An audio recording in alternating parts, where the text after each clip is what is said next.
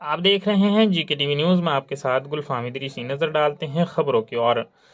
बिजनौर में आकाश आनंद ने सभा को संबोधित किया है। बिजनौर लोकसभा 2024 प्रथम चरण का मतदान 19 अप्रैल को होगा, जिसके लिए नेताओं के दौरे भी शुरू हो चुके हैं। लोकसभा चुनाव में बसपा के राष्ट्रीय कोऑर्डिनेटर व मायावती के उत्तराधिकारी आकाश आनंद की भी एंट्री हो चुकी है। आकाश ने नगीना में एक चुनावी जनसभा को संबोधित किया। दरअसल लोकसभा चुनाव 2024 शुरू हो चुका है और प्रथम चरण का मतदान 19 अप्रैल को होगा। जिले की बिजनौर और नगीना सुरक्षित सीट पर 19 अप्रैल को वोटिंग होगी। लोकसभा चुनाव 2024 में एक तरफ जहां सभी राजनीतिक दल चुनाव मैदान में तेजी के साथ उतर चुके हैं और चुनाव प्रचार तेज कर दिया है, वहीं बसपा इस चुनाव प्रचार से अभी तक दूर नजर आ रही थी। लेकिन शनिवार को बहुजन समाज पार्टी के राष्ट्रीय कोऑर्डिनेटर और मायावती के उत्तराधिकारी आकाश आनंद ने चुनाव प्रचार में एंट्री मारी है। आकाश ने बिजनौर की नगीना सुरक्षित सीट पर प्रत्याशी सुरेंद्र सिंह के पक्ष में एक जनसभा को संबोधित किया।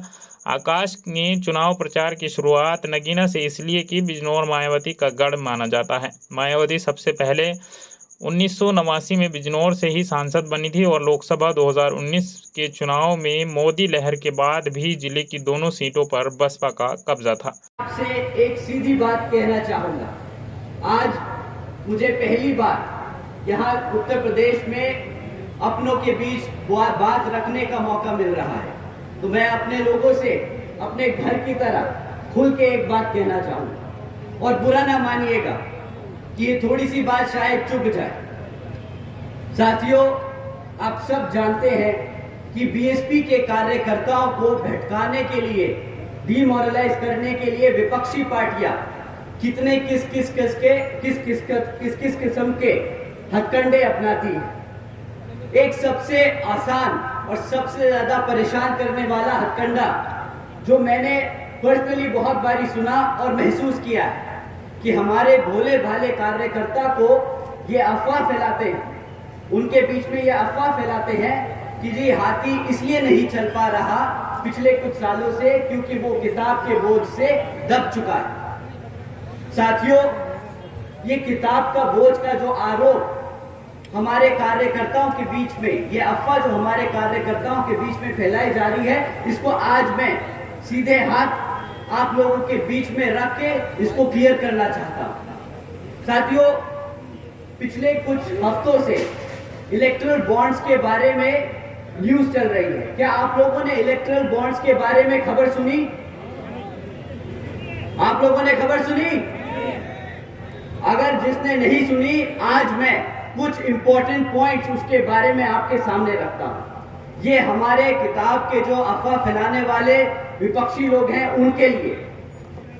साथियों, पिछले 6 साल में 25 राजनीतिक दलों ने तकरीबन 16,500 करोड़ रुपए बड़े बड़े धरना सेठों की कंपनियों से इलेक्टोरल बॉन्ड यानी चंदे के रूप में लिया।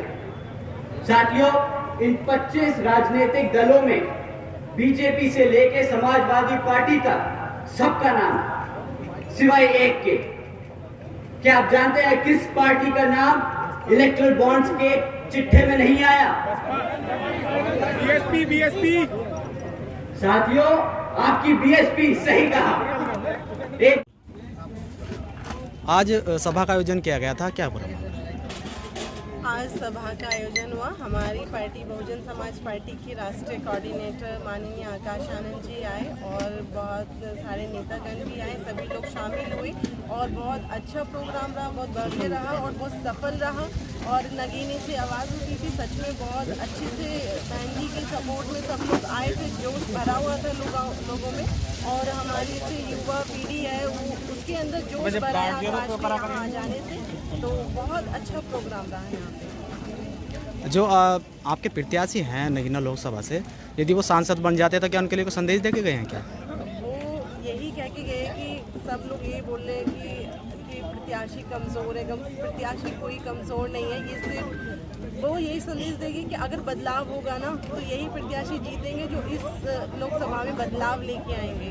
जो अब तक काम नहीं हुए थे, जो इस लोकसभा को पहचान नहीं मिली थी, वो इस लोकसभा को पहचान मिलेगी और ज़्यादा से ज़्यादा काम होंगे। शिक्षा, चिकित्सा और युवाओं को रोज़गार मिलेंगे। बहुत सारे काम बदलाव के लिए आएंगे। तो बहन जी के लिए आप सबका भी